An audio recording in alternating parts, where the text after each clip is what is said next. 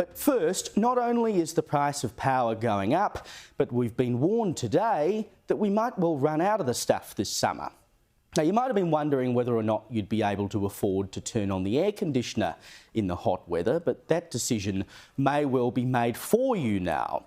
The Australian Energy Market Operator has revealed today that Victoria and South Australia in particular are at real risk of suffering blackouts because new power generation is not keeping up with demand, nor the decommissioning of coal-fired power plants. AEMO boss Daniel Westerman told The Australian today that the story for Australia is becoming more and more clear, but also more and more urgent. Quite simply, Westerman said, Australia's energy transition is happening at pace. Our coal-fired power stations are closing down at the same time as demand for electricity is increasing. And without urgent and ongoing investment in new sources of electricity and the transmission that we need to connect it to consumers, there are significant risks to reliability. And while it may be SA and Victoria in the firing line at the moment, New South Wales is set to suffer shortfalls by 2025 and Queensland by 2030. Now, Mr Westerman might be right that our energy transition is happening at pace, but the pace is clearly out of whack. We all know that if you take one source of energy offline, you have to bring another online. Now, at the moment, that's meant to be renewables, but it's not happening fast enough, so the AEMO says we need to fast-track renewable energy. But it's fast-tracking renewable energy that got us into this mess in the first place. In the plight of governments, both state and federal, to transition to renewable energy, they've made coal power unprofitable. Power companies simply want to turn a buck, so they've gone where the subsidies and profits are, and that these days is renewable energy. And that's all good and well, but that had to be very carefully planned, and it wasn't. The consequence is high demand and low supply, which not only causes blackouts, but increases the wholesale price of energy, which ultimately means higher power bills. But Energy Minister Chris Bowen, he says we've got nothing to worry about.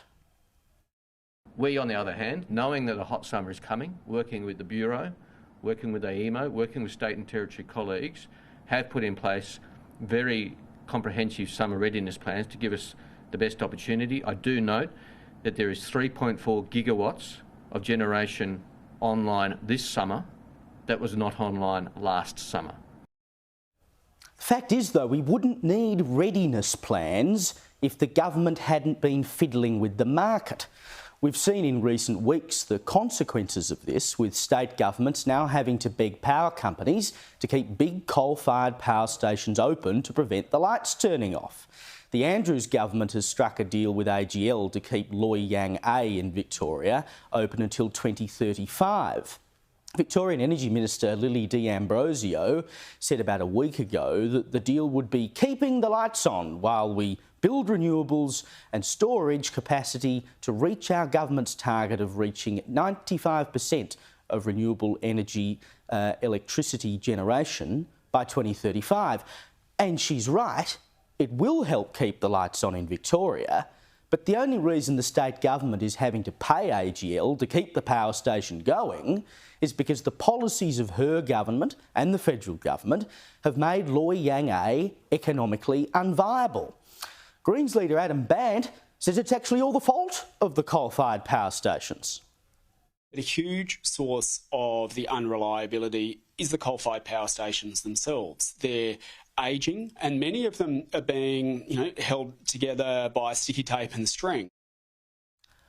I wonder why that is.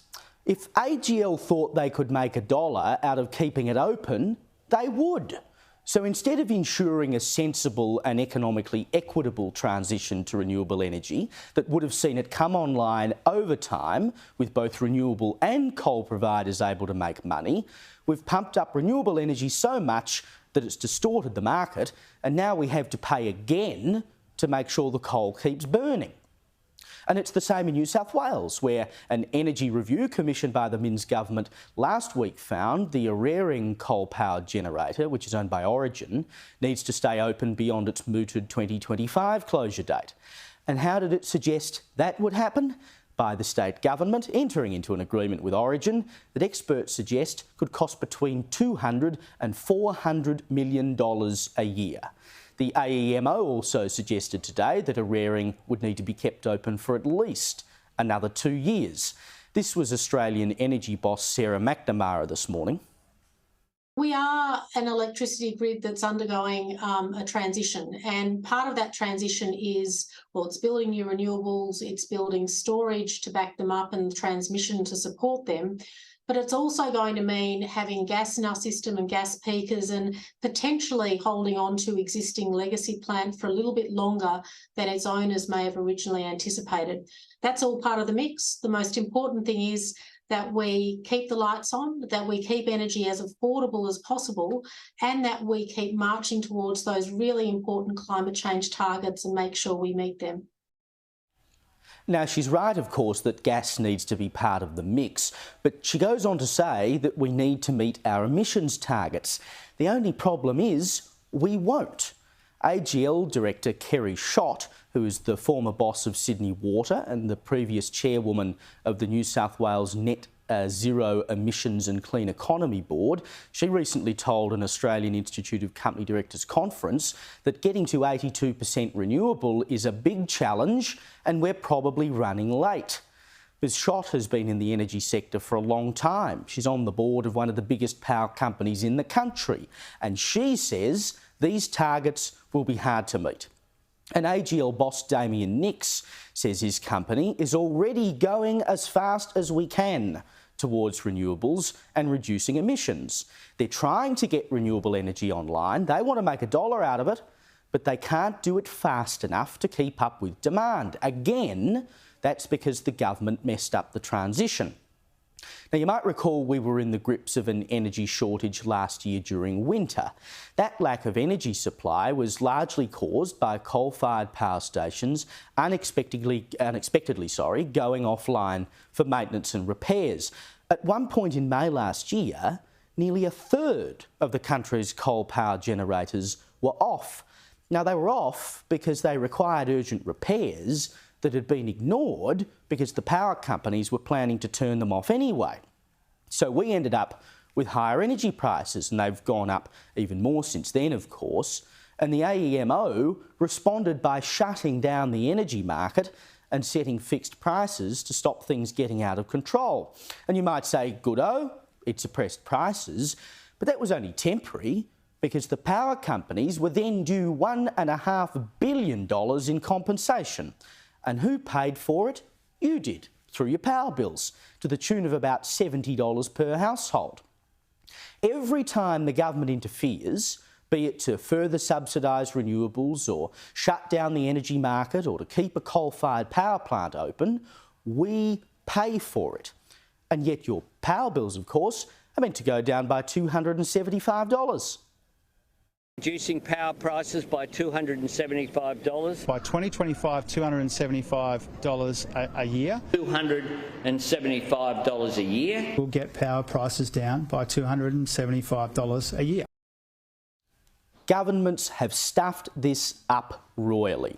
It's time for Chris Bowen to admit that our transition to renewable energy hasn't worked, that it's gone too fast, and that is why you are paying more for power. As Grattan Institute Energy and Climate Director Tony Wood noted today, we have no time to lose.